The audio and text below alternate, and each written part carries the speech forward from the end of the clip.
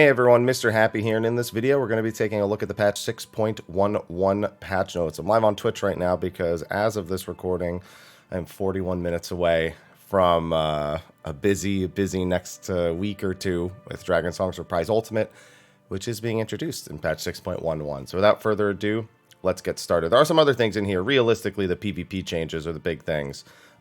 So these are actually PvE adjustments right here, which kind of caught me by surprise so randomly for just an ultimate patch. It looks like they're buffing Gunbreaker. Excuse me. It is like I said, 2 in the morning, so still getting my voice back and everything. Yeah, just getting a bunch of Gunbreaker buffs here for their Gnashing Fang combo and their continuation combo, just potency buffs across the board. I was so blindsided by this, I almost don't even have anything to say about it. It's just potency increased. All right, I'll take it. I'll take these PvE adjustments. By the way, if you're not used to looking at PvE versus PvP adjustments, when the numbers are in their hundreds, it's PvE. When they're in their thousands, it's PvP. So it also says PvP at the top whenever you're actually looking for them. When jump changes to Mirage Dive, there'll be a small input delay to prevent unintended execution of Mirage Dive, and the same for High Jump, because that's realistically the one level 90 Dragoons will use. Okay, that's fine. Samurai, a little bit of a buff to Madare, Keishi, and Shoha, probably to make up for, I think there was a minor loss with Kaiten. I'm still not going to make people forget that Kaiten is gone, but hey, you know, it is what it is. And Machinist, another small buff, 20 potency per weapon skill for Wildfire, so an extra 100 potency. I'm sorry, an extra 120 potency for a fully powered Wildfire. Still, for Machinist, I really prefer Wildfire direct crit. I just want it to pop. I want it to feel good when that Wildfire explodes, and it doesn't. PvP Wildfire, great example. It does that. It does do like a direct crit style explosion for the big hit at the end. I want that in PvE as well. Then we just have Dragonsong's Reprise Ultimate being unlocked. For now, if you're curious about this, you do need Adsfidelos, 4th Circle Savage defeated, Wandering Minstrel, and Old Charlian, pretty much exactly as we expected. And in order to, the gear you would need for this is pretty much BIS from this most recent Savage tier. So if you're not in BIS, work towards getting to best in slot gear, all item level 600, armor, accessories. Maybe some people might opt into 590 crafted stuff if they perceive it as BIS, but that vitality. Let me tell you, that vitality, that's the reason. It's not just because you need the damage and the stats, it's the vitality. So please, I-600, I-605 weapon, please. That's all I'm saying. And then that's going to have a weekly lockout. You can only get 1 weapon a week until they unlock it eventually, like with most raid tiers. But everybody gets a totem. Everybody can buy a weapon on clear. That's pretty much standard for the way Ultimate works.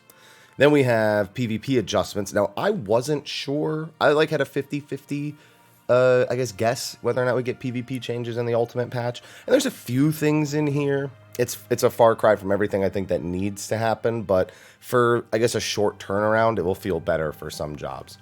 Paladin got some buffs. Holy Sheltron and Atonement, both a little bit tankier, which is, you know, they were already pretty tanky, so that's good. And Atonement, they will hit a little harder. Yeah, Paladin doesn't have a lot of kill pressure, so even this extra 2,000 is not going to be that big a deal, but it is going to be noticeable across entire fights. Warrior getting a Bloodwetting nerf, the healing and the actual shield being reduced, 25% off of the damage conversion to HP, and the shield cut in half. So Warrior should seem a little less tanky. Honestly, I'm so used to just blasting Warrior. Oh yeah, Aloha, you want to be part of the video? I'm so used to just blasting Warriors when they jump in the higher ranks that I kind of forgot Bloodwetting was 20%. But it is what it is. Dark Knight getting a buff to Shadowbringers. I think this is good. And Blackest Night having its cooldown brought down. I still don't think that really pushes them like into another tier. Yo, my voice is just not made. Hold on, let's take a sip real quick. There we go. I don't think this pushes them in. It's like another tier. I don't think this makes them a more valuable pick. I think the Warrior change, is more important towards making them a more valuable pick. But Primal Rend is still Primal Rend. Onslaught, Orogeny, their ultimate for Warriors. Still really big. So Dark Knight, I think people were sleeping on it a little bit. I think this will raise some interest, especially their power during their ultimate, and especially their defenses for Blackest Night, which then also gives them more Shadowbringers across an encounter outside of their ultimate. So But I think that this is like a fair change for Dark Knight. If they'd given them like a stunner or something somewhere else in their kit, that probably would have been overkill. Now, Gunbreaker is weird because it seems like they're doubling down on the fact that Gunbreaker is a DPS while also trying to like make the other aspects of their junction kit like more desirable, but it doesn't really achieve that. Double down is stronger, so the already like insane damage of Gunbreaker is up. Increased movement speed on their gap closer as well. So they're going to have more sticking power. Relentless Rush, which is the first part of their ultimate before they actually repress it and do the stun. Buff to the potency, buff to the damage amplification of it. So yeah, again, it seems like they quite literally doubled down on Gunbreaker's more DPS aspects that people have been actually using it for. But Nebula and Aurora, yeah, I mean, duration 10 seconds, Aurora 8,000, but I still don't see any Gunbreakers really swapping to Junction Healer or Junction Tank in PvP. Or did I say healers? Gunbreakers. No, they're definitely not healers. Sorry. I don't see them swapping to Junction Healer or Junction Tank. I think they're just going to double down on Junction DPS. Monk Enlightenment. Their assassination potential went up. That's cool. Far cry from what they need. But I won't say no. You know, it's a start. Let's move on. This upsets me. Ninja didn't need this. Come on now. Like, I get it. Like, they bunch in and then it's really dangerous for them to use all the stacks. You could have made bunch in just 3 stacks for Fumas, because that's all anyone's using it for anyway. Now it's just going to be used for even more Fumas from further away. So, you know, okay, cool, thanks. I was already annoyed by ninjas, now I'm more annoyed. Samurai, this needed to happen. G10's being 25% instead of 50%. This is going to be huge. You know how many samurais I've seen survive just because G10 is 50%? If it was 25%, they would have died. Yeah, this needed to happen. The Sun Duration is also a nice change, but it's really Zantetsuken I think most people are looking at as just kind of not fun to play against. It's like, oh, hold on. G10, okay, go. All right. Reaper, this we were asking for. Their limit break is so essential to their power that even though they can charge it with plentiful harvest pretty quick, that it probably still needed to be lower. And they've done that, so that's good. And then the crest, a little bit more tankiness, a little bit more healing. I don't think, again, essential to the problems they were having, but certainly not something that Reaper players are going to turn down. This, we're going to see what this impact has. More Hysterias in a match is actually a huge power buff for them. And that's going to, this is just such a huge damage and utility increase for Reaper that this is definitely going to push them up a good bit. I think they could probably still use some other changes, but let's wait to see. This probably makes Tenebrae, I think it's 120 seconds before Plentiful Harvest now, so this might be 90 seconds before Plentiful Harvest, so with Plentiful it probably brings it closer to 60. And I think that's, again, it's going to be really good. I think Reaper's going to be in a much better spot after that really simple change. Bard, their ultimate's now 10% damage buff instead of 5.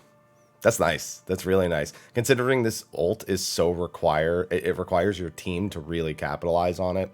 I think that's very, very important that they have that. But Bard is already so good, man. I was playing Bard yesterday.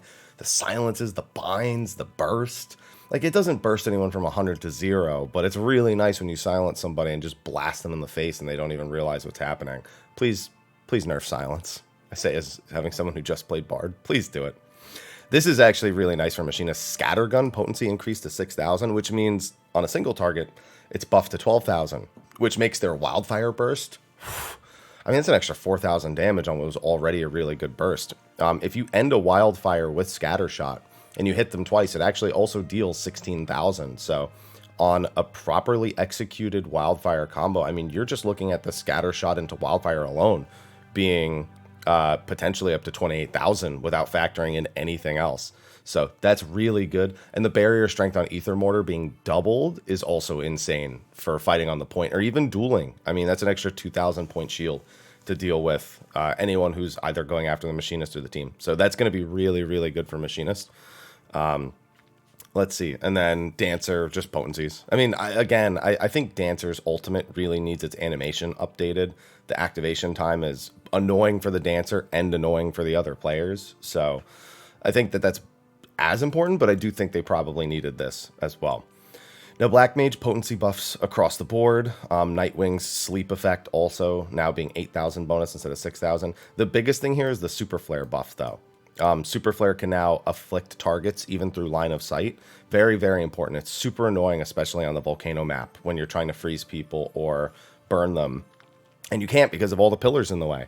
So this is huge for them, specifically with the way our maps are designed. Also, being able to hold Polyglot even longer makes it much better of a kill tool. You know, sometimes in that 30 seconds, I found I couldn't really execute anybody or have a big enough impact with Polyglot. This lets you kind of fish for an opportunity to be more effective with it for a little bit longer. So that's something nice. But all of this should really, really be noticeable for black mages that are already playing Black Mage in PvP. If you're not, though, I mean, the fear of their cast times and all that is still going to be very, very prominent. I think other changes need to come to Black Mage fundamentally in PvP, but this just kind of makes what they're doing right now a little better. Red Mage, all the dots nerfed by 1,000 and the silence nerfed by 1 second. I'm going to tell you right now, they didn't need to nerf the potency on the dot. They needed to make it only apply once and refresh with every hit, because this is still a 9,000 point dot if you hit all three, and that's stupid. So thanks for something, but not what I would have suggested. Misery potency down, purgation. Oh no, it had its stun reduced by 1 second. So this white mage still nutty. A little bit less bursty, but still nutty. Purgation still being 60 seconds. Listen, it's still, this wasn't enough to make it not 60 seconds. Still probably needs to be 90 seconds at least. Scholar, pretty nice buff. Eloquium, the damage increase is now 15 seconds, and Biolysis, effect duration of reduced damage has been changed to oh yeah. So yeah, these are both really nice buffs for Scholar. And Astro, Macrocosmos, potency buff. Nice. I mean, nothing to complain about there. Those are all good stuff. And then the rest is all stuff from that. Now, I'm curious to see if they fixed any bugs. Enlightenment, where an enemy is afflicted with the pressure point stats to not take... Yeah, that's annoying. I didn't notice that wasn't happening. That explains a whole lot. Okay, well, I'm glad they'll be taking that bonus damage now. They fixed the Wanderer's Minuet buff. Yeah, PS4 users couldn't PvP as Bard, so that's fixed. Okay. Description. No, yeah, they had a bunch of description issues to 6.1. Counted the damage over time effect. Oh, that's lame. That was so cool that it did that. They should have left that in as intended. Oh, that's dumb. Yeah, well, there goes my PvP guide on Machinist. Ugh, damn, that was such a nice interaction. They should have left that in. An issuer in Machinist dealt more damage than intended. Oh, so this, you know what? The thing I said earlier about spread shot, this is what this probably fixed. It probably can't do 16,000 damage anymore. It probably caps out at 12,000. Damn. All right, well, I'm less excited about the Machinist changes because these were things that Machinist was using to have some impact, and they've both been changed. Oh, that's lame. All right, well, I didn't like that. Or canceled under the... Yeah, okay, they fixed the polymorph, getting rid of ground effects. Thank God for that.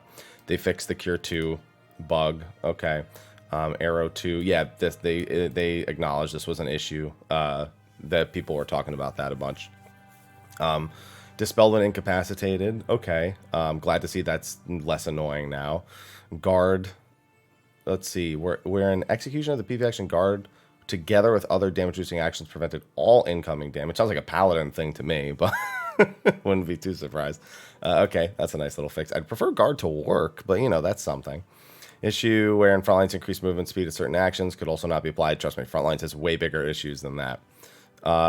Thornton's Ring cannot be purchased. Okay, they fixed that. Pantheon gear, secondary attributes, replica. Okay, no other PvP changes. And then known issues, progressing through symbols representing Menfina and Halone in a false. Very important issue that they need to definitely address ASAP. An issue where in the description of Machinist PvP, where in the list of the barrier potency was incorrect. Yeah, so it doesn't say it's 4,000. It still says it's 2,000. And then you have ultimate. The ultimate weapons. Why won't you just include a screenshot? You might as well. We're going to see it in game anyway. All right, and that's it for the patch 6.11 patch notes. Some PvP changes I don't entirely agree with, especially some of those bug fixes to Machinist, but otherwise, something. We'll see if they do any other fixes in 0.15. Curious to see if they do. But anyway, I've got 26 minutes until Ultimate comes out, so I'm going to go get ready for that. So thanks everyone for hanging out for the YouTube video, Twitch. Let's get back to business. Until next time.